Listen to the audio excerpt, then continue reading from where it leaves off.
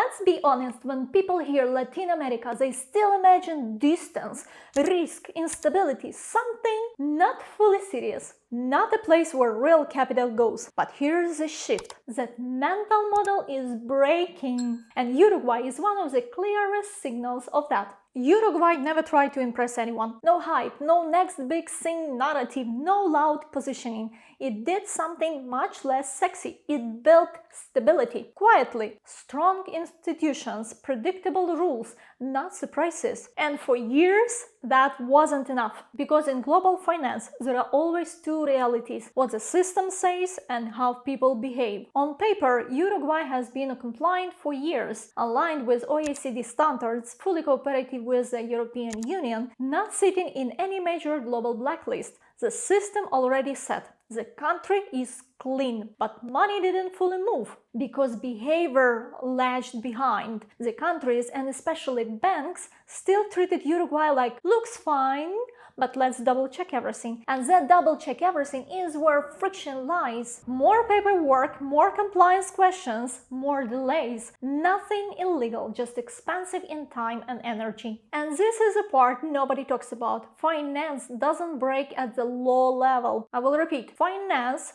doesn't break at the law level. It breaks at the banking level. For years, anything linked to Uruguay treated enhanced due diligence, extra explanations, longer onboarding. Basically, tell me your whole life story before we approve this. Now that's changing. Less friction, cleaner onboarding, fewer red flags. And that's where the shift becomes real. A turning point now comes to Portugal. Portugal removed Uruguay from its national blacklist. Sounds small. It's not. Because Portugal is not just any country. It's a major entry point for relocation, holding structures, international founders. And when Portugal changes behavior, others tend to follow. What it actually means? Let's translate this into reality. This means easier capital flows, better banking relationships, fewer compliance barriers, simpler cross-border structures. In simple terms, less explaining, more operating. Here is the uncomfortable truth. In finance, boring wins, predictable wins, transparent wins, low drama jurisdictions wins. And Uruguay is becoming officially boring, which is exactly why it becomes attractive.